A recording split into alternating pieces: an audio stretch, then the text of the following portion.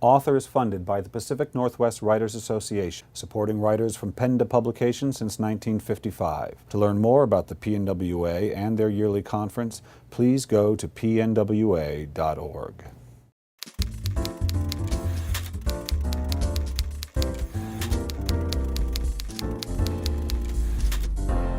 Hi, this is Bill Kenower of Author Magazine, and I'm here at the Richard Hugo House in Seattle, Washington with Daniel Jones, author of Love Illuminated. Daniel, welcome to Author. It's a pleasure to be here. When I saw this book, I thought of my favorite quote from Emily Dickinson. I don't actually know what poem it came from, but it's, "That love is all there is all we know of love."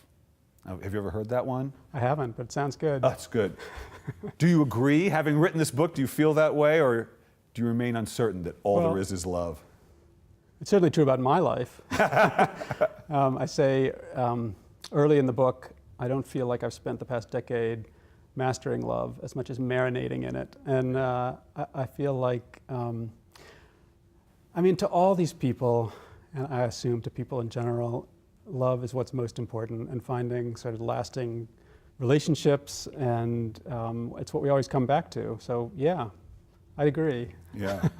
By day you're an editor, obviously. Yep. This is what you do, but you came to it by way of writing. You were getting your MFA, was it, at Arizona? I was getting my MFA, yeah. Okay.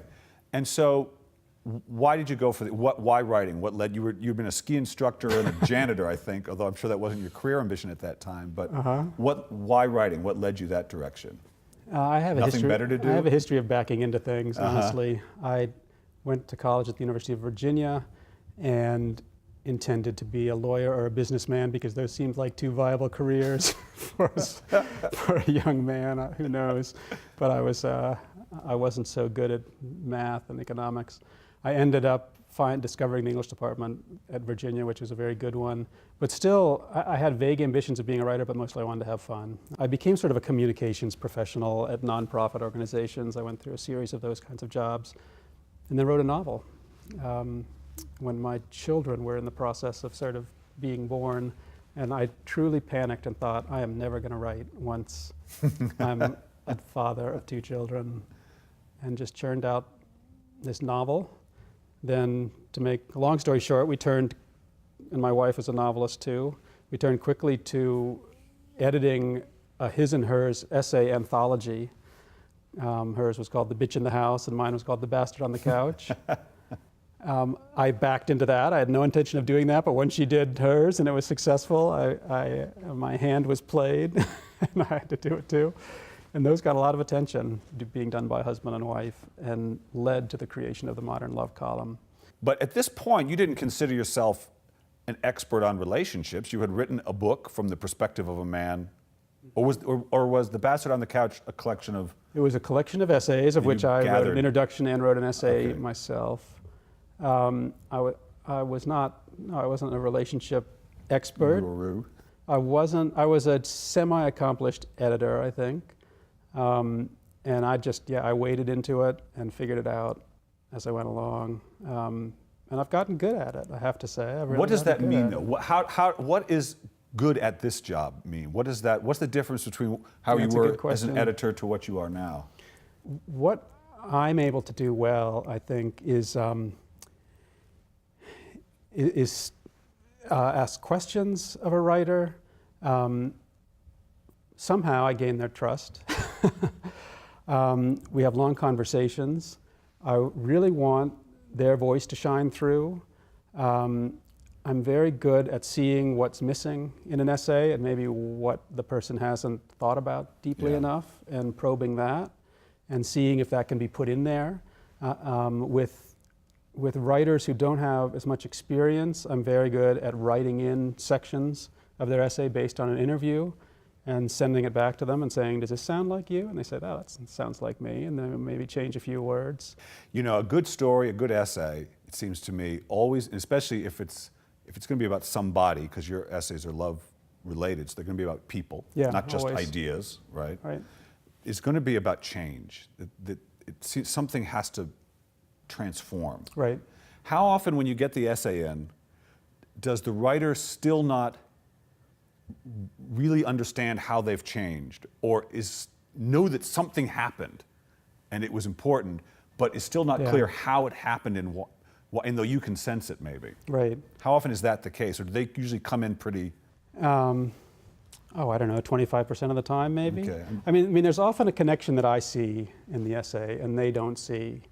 And I can suggest it, or I can lead them to it and say, well, this is what it seems like to me, is that right? And often they say, well, I guess that is, you know. And it's sort of obvious if it's not your life and you're looking at it. But it's, I mean, people often ask me, it's like you're a therapist and you're trying to talk someone through a problem. And often it is, and I have no therapy training, but it just seems the questions just present themselves, you know. I always think the worst thing that could happen to a memoirist is have something really exciting happen to them, and they just say, this happened, and this happened, and this happened, because it seems to me the value of the story is always how deep you're willing to go underneath what happened. Right.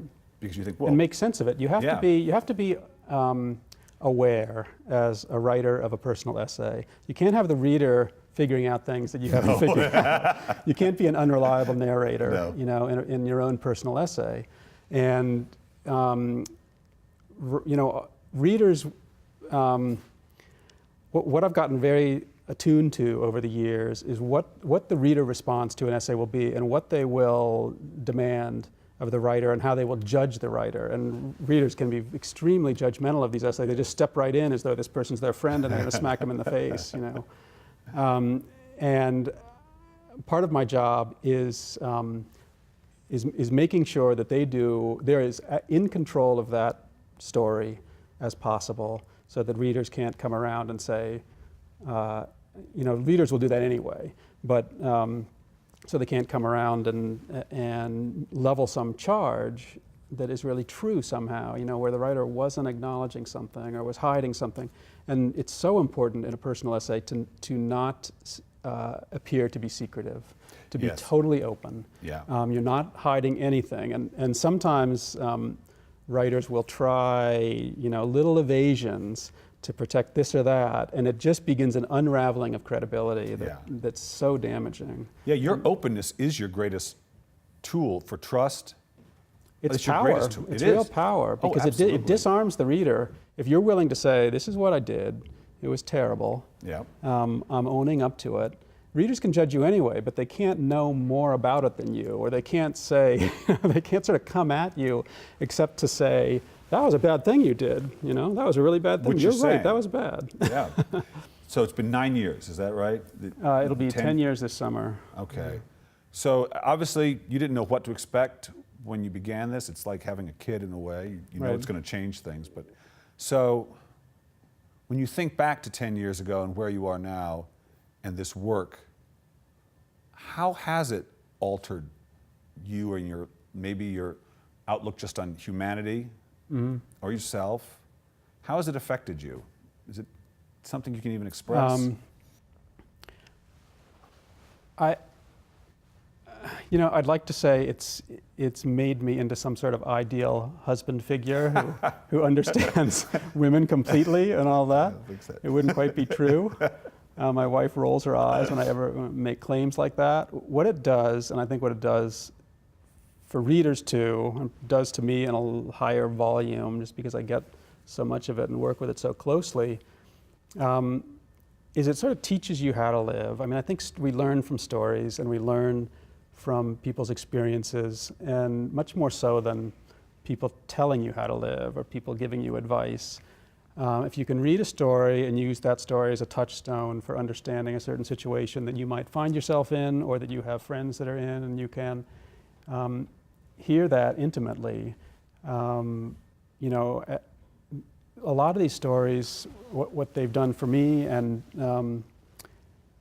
others are situations that you might otherwise judge and dismiss. And it's hard to do, you know, if you have something like a powerful story we ran was the father of a son who was a plaintiff in the gay marriage suit in the Proposition 8 suit in California. And this is a working class father from New Jersey writing about the outrage he feels that his son can't marry the person he loves. Right. And that story he sort of takes the place of all these men of his generation who feel dismissive in that way, and he speaks to them in their language and their voice, Right. and tells this story as though he's sitting across the table at a coffee shop saying, listen to what's happening with my son. You know, can you sympathize with this? Do you hear this story? Do you understand? And to have one person be able to tell that story well in a newspaper that's read by millions can be incredibly effective and can really change. I think it's the only thing that changes minds. It's so true, you know, it really beautifully said, and I think that one of the jobs of the writer always is to help teach the reader why a person, you know, when you see an event happen out of context, it can make no sense to us, and sometimes sadly in newspapers that's the case. It's Right. But when you tell the story, it always makes sense within the context of the stream of thought that led them to that moment. Right. And it's so much more easy to have compassion for someone, even for some rather heinous acts, if you understand the thought process that brought them to that moment. Yeah, and it's emotional. It's not an course. intellectual argument. No, no. It's not a preachy. It's just, here's what I'm going through. Can you Yeah. understand it? And if you do that well, people learn from it. They learn and they change.